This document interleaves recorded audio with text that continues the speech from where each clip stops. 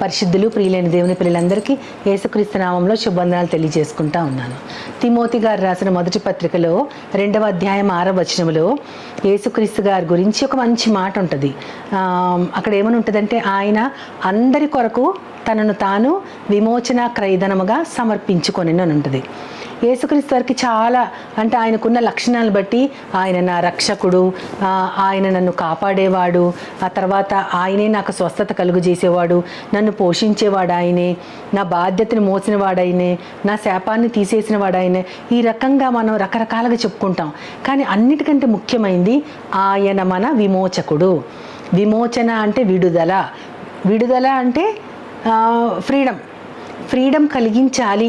మనం ఫ్రీగా ఉండాలంటే దానికి ముందు ఒక సిచ్యువేషన్ ఉంటుంది. ఏంటంటే మనం దేనిలోనో బంధింపబడి ఉండాలి. దేనిలోనో మనం బంధింపబడి ఉంటేనే ఎవరన్నా వచ్చి మనకి ఫ్రీడమ్ కలుగజేస్తారు. మనము దేనిలో బంధింపబడి ఉన్నాము. మనం పాత నిబంధన అంతా చూస్తే గనక క్రయధనము, పరిక్రయధనం అని లేవియ కాండంలో చూస్తాము, నిర్గమ కాండంలో కూడా చూస్తూ ఉంటాము. ఏంటంటే ఒక బానిసను విడుదల చేయాలంటే ఇంత ధనము కట్టాలి. అదేవిధంగా 20 ఏళ్ళు దాటినటువంటి ప్రతి యవనస్తుడు కూడా తనని తాను దేవునికి అర్పణగా చేసుకున్నప్పుడు ఇంత పరిక్రయధనం కట్టాలి. అంటే దేవునికి మన కోసం వెల చెల్లించుకోవాలి. లేదా ఒక బానిస విడుదల కావాలి అన్నప్పుడు అతనిని కొనుక్కోవాలంటే అతని కోసం క్రయధనం, అతనిని కొనుక్కునేటప్పుడు కట్టే ధనం క్రయధనం అంటారంటే ఒక మనిషిని స్వాధీనం చేసుకున్నప్పుడు కానీ, లేదా ఒక వస్తువుని కానీ, లేదా మనము దేనిలోంచైనా బయటికి రావాలంటే ఒక వెల చెల్లించాలి, ఒక మూల్యం చెల్లించాలి. ఇటీవల కాలంలో మా స్టాఫ్లో పనిచేసే ఒకరు లేడీ అనమాట. తను చాలా కష్టాలు పడింది. అప్పుడు కష్టాల గురించి నాతో మాట్లాడుతూ ఉంది. నా వల్ల అయిన సహాయం కూడా నేను చేశాను. అయితే తను ఏమందంటే, నా బంగారం అంతా అక్కడ చిక్కుబడిపోయిందండి అంది. చిక్కుబడిపోవటం ఏంటమ్మా అని అడిగితే, అదేనండి తాకట్లో చిక్కుబడిపోయింది, దాన్ని వదలదీయాలి అంది. వదలదీయటం ఏంటి నాకు అర్థం కాదంటే, తన భాషలో చెప్పిన తను నాకు తర్వాత అర్థమైంది. అంటే తను అక్కడ తాకట్టు పెట్టింది కాబట్టి దాన్ని మళ్ళీ తిరిగి పొందటానికి ఎంతైతే ఆమె ఆ లోన్ పొందిందో దానికి ఇంకా ఇంట్రెస్ట్ చేసి కట్టుకోవాలన్నమాట. ఆ వదలదీయాలి అనే మాట నన్ను ఎందుకో చాలా కాలం నుంచి అది పట్టుకుంది. వదలదీయడం అంటే ఒక దానిలో చిక్కుబడిపోయిన దాన్ని వదిలించాలి. మనం చూస్తాం కదా పాత నిబంధనల గ్రంథంలో, యెషయా గ్రంథంలో కూడా 49వ అధ్యాయంలో అనుకుంటా దేవుడు అంటారు, బంధించబడిన వారిని బయలు వెళ్ళుము అని, చీకట్లో ఉన్న వారిని బయటికి రండి అని చెప్పడానికి నా నిబంధన దూతని నేను పంపిస్తున్నాను అని దేవుడు అంటారు. అంటే ఆ నిబంధన దూత ఏం చేస్తారు? బంధించబడే వారిని, బంధకానాలో ఉన్నవారిని బయటికి వెళ్ళండి అని చెప్తారంట. చీకట్లో ఉన్నవారిని బయటికి రండి అని చెప్తారంట. దేని నుంచైనా బయటికి రావాలంటే దానిని కలుగు చేసేవాడిని విమోచకుడు అంటారు. అది ఏదైనా సరే, మనము తాకట్టులో ఉన్న మన బంగారాన్ని వదిలించుకోవాలంటే ధనం ఇవ్వాలి. అదేవిధంగా దేనినైనా ఒక్కొక్కసారి కొన్ని బెట్టింగ్స్లో కొన్ని పోతూ ఉంటాయి. అప్పుడు పోతూ ఉన్నప్పుడు డబ్బులు పెట్టి ఆడడానికి లేని పరిస్థితుల్లో చాలామంది వస్తువుల్ని, మనుషుల్ని కూడా పెట్టేస్తూ ఉంటారు. అప్పుడు వాటిని మళ్ళీ తీసుకోవాలంటే మళ్ళీ ధనం ఇవ్వాలి. కాబట్టి ఏదైనా ఒక దానిని, బంధించబడిన దాన్ని బయటకు తీసుకొచ్చే వారిని విమోచకుడు అంటారు. లోకపరంగా ఉన్న విమోచకులు, లోకపరంగా మన వస్తువుల్ని కుదవబెట్టినప్పుడు ఇచ్చేటటువంటి విమోచన కంటే కూడా మనందరి కొరకు, మనందరి రక్షణ కొరకు ఒక్కరే తన ప్రాణాన్ని క్రయధనంగా ఇచ్చుకున్నారు. అంటే అందరూ, అంటే అక్కడ అందరంటే ఎవరు? యూదులు ఒక్కరే కాదు. యూదులలో దేవుని, యూదా ప్రజల్ని దేవుడు తన జనాంగంగా ఎంచుకున్నాడు. ఎందుకు అంటే అబ్రహామును బట్టి ఆ యొక్క సంతానాన్ని ఆశీర్వదించి తన జనాంగంగా పిలుచుకుంటూ వారిలోంచి తన కుమారుణ్ణి శారీరకంగా ఈ లోకానికి ఆయన ఇచ్చారు. ఆ కుమారుడు చేసిన రక్షణ కార్యం ద్వారా అందరి కొరకు ఆయన రక్షకుడయ్యాడు. కేవలం యూదులు కాదు, అన్య జాతులు ఎవరైనా సరే, వారు కింద వారైనా పైవారైనా, ఏ కులం వారైనా, ఏ మతం వారైనా, ప్రతి వారికి కూడా తనను తాను విమోచన క్రయధనంగా తన ప్రాణం సమర్పించుకున్నారు. తన ప్రాణము సమర్పించుకోవటం వల్ల మాత్రమే మనకి విడుదల కలిగింది. ఇక్కడ ఎంత ధనమిచ్చినా సరే మనము విమోచింపబడలేము. మనం విడుదల కావాలంటే దేనికి మనం బందీకానంలో ఉన్నాము, దేనికి మనం దాసులుగా ఉన్నాం అంటే పాపానికి. మనందరం కూడా పాపానికి దాసులుగా ఉన్నాము కాబట్టి ఆ పాపములోంచి మనల్ని విడుదల చేసేవాడు పాప విమోచకుడు. మనెవ్వరం మన పాపాల్లోంచి బయటపడలేము. ఒక్కరే ఒక్కరు మనల్ని విమోచించగలరు. ఎవరంటే మన పాపాలన్నీ తన మీదకి మోసేవారు ఒక్కరే మనల్ని విమోచించగలరు. ఆ విమోచన కోసం ఆయన ఇచ్చింది ధనము కాదు, ధాన్యము కాదు, పట్టుబట్టలు కాదు, లేదంటే ఓ వెండి కాదు, బంగారము కాదు, ఏమి కాదు. కానీ తన యొక్క ప్రాణాన్ని ఆయన విమోచన క్రయధనముగా మనల్ని విడుదల చేయటానికి, మనల్ని కొనుక్కోవడానికి ఆయన రక్తాన్ని చివరి బొట్టు వరకు ధారపోశారు. అది ఆయన చేసిన గొప్ప కార్యము. మనం చూడగలిగితే యెషయా గ్రంథం 1వ అధ్యాయం 27వ వచనంలో కూడా ఆయన సంపూర్ణమైన విమోచనని తన నీతి ద్వారా కలుగజేస్తారు. అంటే సియోనికి తిరిగి వచ్చే వారిని, బంధించబడిన వారు తిరిగి తమ దేశానికి వచ్చేటప్పుడు కేవలం ఆయన నీతే వారికి విమోచన కలిగిస్తుంది అని. ఆయన నీతి అంటే ఎవరు? ఆయన నీతి అంటే యేసుక్రీస్తు వారు మాత్రమే మన పాపాల నుంచి మనల్ని విమోచించగలరు. కొరింథీయులకు రాస్తూ మొదటి పత్రికలో 1వ అధ్యాయం 31వ వచనంలో కూడా ఎంతో స్పష్టంగా చెప్పబడి ఉంటుంది. ఏమనంటే అతిశయించువాడు ప్రభువునందే అతిశయించాలి అని చెప్పబడింది. కాబట్టి యేసుక్రీస్తునందు, దేవుని యందు యేసుక్రీస్తు మనకి నీతి, పరిశుద్ధత, జ్ఞానము, విమోచన అయ్యారు. మనకి నీతి లేదు కాబట్టి దేవుడు మన నీతిగా యేసుక్రీస్తు వారిని పెట్టాడు. మనకి జ్ఞానము లేదు కాబట్టి జ్ఞానవంతుడైన యేసుక్రీస్తు జ్ఞానం ఏదో చూపించడానికి, దేవుని మార్గంలో నడవటం మాత్రమే జ్ఞానం అని చూపించడానికి యేసుక్రీస్తు వారిని మనకి పెట్టారు. దేవుడు మనకి పరిశుద్ధత లేదు కాబట్టి ఆ పరిశుద్ధతని మన మధ్యలో చూపించడానికి పరిశుద్ధుడైన దేవుణ్ణి, దైవ కుమారుని మన కోసం పెట్టారు. మన విమోచన మనకి మనం బందీకాలలోంచి బయటికి రాలేము, విడుదల లేదు మనకి.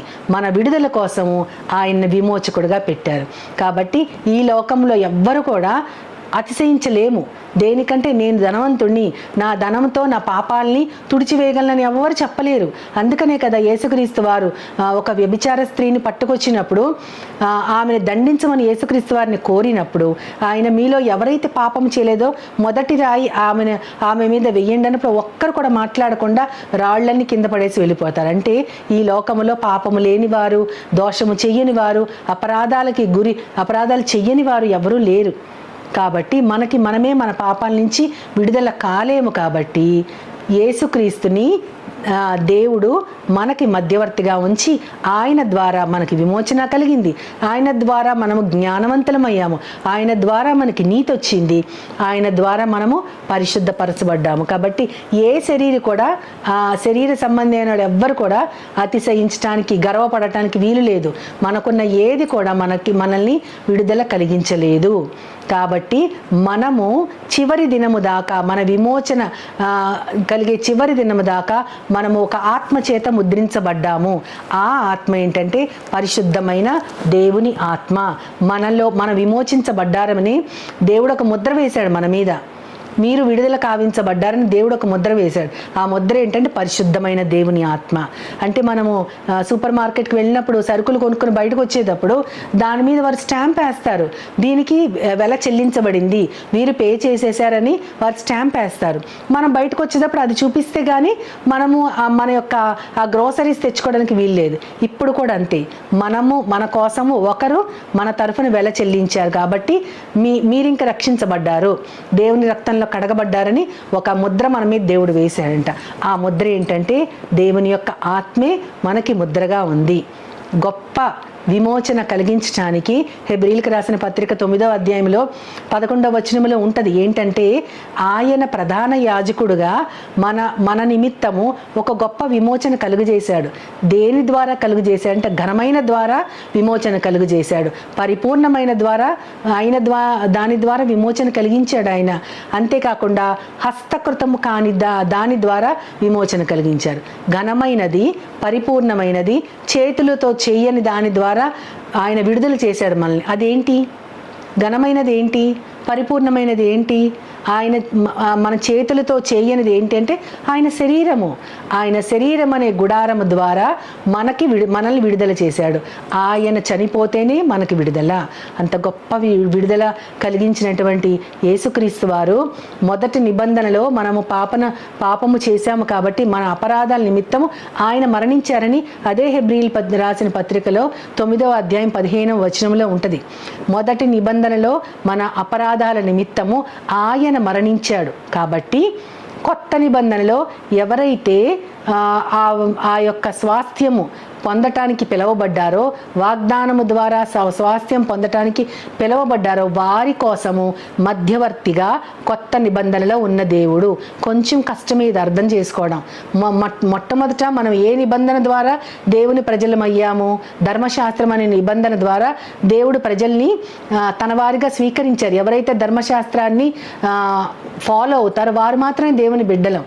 కానీ ఎవ్వరు కూడా ఆ ధర్మశాస్త్రాన్ని పరిపూర్ణంగా పాటించలేకపోయారు. అందుకనే ఆయన మరణించాడు. కాబట్టి ఇప్పుడు ఆయన మరణము ద్వారా ఎవరైతే ఆయన్ని స్వీకరిస్తారో అటువంటి వారి కోసము తన రక్తము ద్వారా కొత్త నిబంధన ఏర్పాటు చేసి ఆ నిబంధన ద్వారా ఆయన మన కోసం ఒక స్వాస్థ్యాన్ని ఏర్పాటు చేసి మనల్ని వాగ్దానము ద్వారా ఆయన బిడ్డలుగా పిలుచుకున్నాడు. ఎంత అద్భుతమో కదా! ఆయన విమోచకుడు మాత్రమే కాదు, ఆ విమోచన దేని ద్వారా కలిగింది? పరిపూర్ణమైనది, ఘనమైనది, చేతితో చేయనిదైన తన శరీరము ద్వారా. అంతేకాకుండా ఆయన ప్రధాన యాజకుడు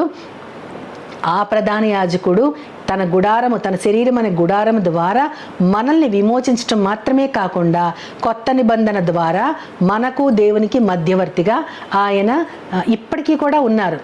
మన మధ్య ఉన్నారు, మనతో ఉన్నారు.